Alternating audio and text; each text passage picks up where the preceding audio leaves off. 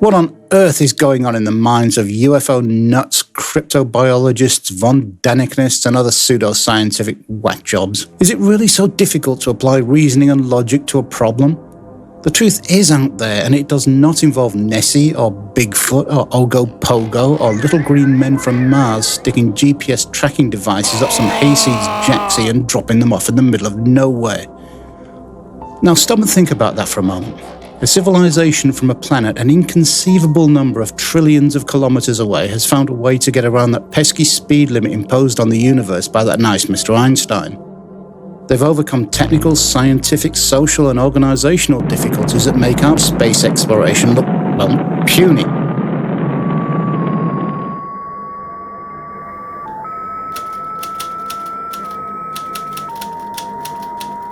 And what do they do when they get here? Do they land in front of the Pentagon or the United Nations or Parliament House or the Kremlin? No. They go to some back of beyond shag spot, they find somebody that nobody is ever going to believe, and they stick something up their bum. Now what does that tell you about the beings who flew that intergalactic spaceship all that way? It tells you that they are too stupid, petty and small-minded to do such a thing in the first place. And what does it tell you about the recipients of their attentions? It tells you that they are the most important person not just on this planet, but in the universe. In fact, there are just 3 categories of pseudoscientific phenomena. Number 1, mistaken natural phenomena. Ducks flying in formation, incoming meteorites, Venus, marsh gas, rotting and misshapen corpses eagerly mistaken for Nessie or Bigfoot or the Chupacabra. Number 2, mistaken artificial phenomena. Helicopters, drones, parachute flares, incoming space junk, and lately debris from orbit filmed from the International Space Station. Number 3, human deception or delusion. Staged events like the famous Bigfoot film, almost all UFO films and photographs, the so-called surgeon's photograph, and so on and so on. Now, all UFO contact, abduction, and ensuing shenanigans belong in this category. There is no 4th category. There is not one single UFO or cryptobiological phenomenon that cannot be fitted into categories 1, 2, or 3. Look, scientists are human, and like all humans, they do what they are rewarded to do. And note I didn't say what they are paid to do, because in the scientific world there is a currency far more enticing than filthy lucre, and that's prestige. The Nobel Prize may well come with a briefcase full of Swedish Reddies, but if the Nobel Committee didn't even pay your bus fare from Stockholm railway station, every single scientist on Earth would still be queuing up to get their name on the honour roll. And that's just the one you've heard of. Every scientific discipline has its own baubles and trinkets, and they are fiercely competed for and treasured beyond the wealth of nations. And you can take this to the bank.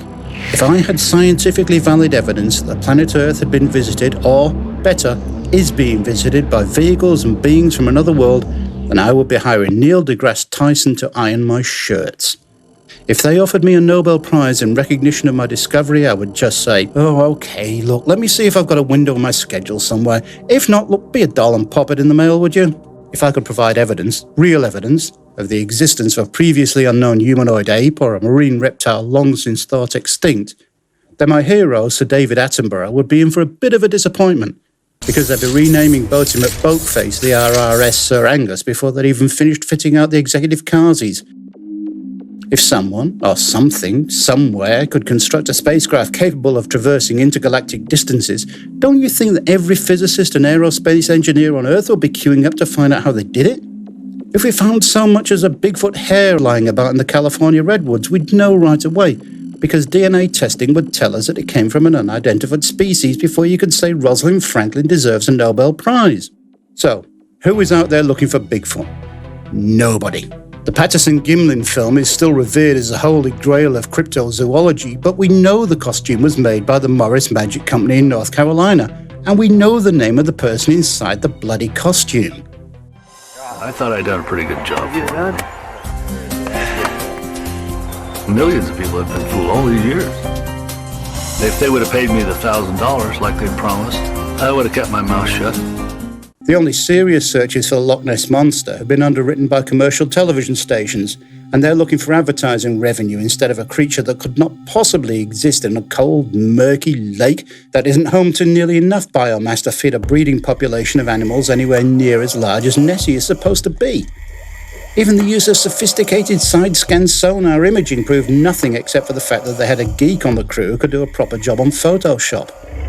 Of course, the temple god of pseudoscience kooks is Eric von Daniken, author of such bestsellers as Chariots of the Gods, Returns of the Stars, The Gold of the Gods, Morning of the Magicians, and 100,000 Years of Man's Unknown History. Oh, sorry, he didn't write the last two, he just swiped all his ideas from them. Von Daniken propounds his theory that ancient human beings are too stupid to build anything more complex than a wooden thunderbolt, and they had to have help from little green men in order to put one brick on top of another. In fact, we know precisely how the pyramids were built. We know exactly how the inhabitants of Easter Island built those statues. We know that this is a religious and ceremonial gravestone and not an ancient astronaut sitting in his spaceship. And this map doesn't show anything even remotely resembling the coastline of Antarctica. It's all utter drivel, every word of it. And while we're on the subject, who on earth was taken in by this idiotic puppet show? We know who shot it, we know where it was shot, and we know the name of the butcher who sold them the animal guts they're happily flinging about. But who wants to believe a bland and unsensational truth when we can have all the bells and whistles of crap like this? There is no vast conspiracy to hide evidence of UFOs and cryptobiological phenomena, and you can prove that broad, sweeping statement with one word: Watergate.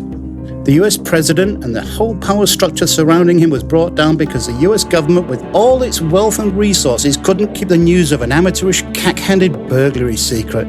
I shall resign the presidency effective at noon tomorrow. Okay, try 2 words. Monica Lewinsky. You expect me to believe that the US government have an intergalactic spaceship tucked away in a hangar somewhere, but they can't keep the whereabouts of the president's love spuds a secret? What cobblers. Governments can't keep secrets. Now, well, believe what you want to believe, but please do stop to think about this. If you pseudoscientific nutters are right, then the greatest scientist who ever lived wasn't Isaac Newton, or Galileo, or Einstein, or Carl Sagan, or Stephen Hawking. It was Gene Roddenberry.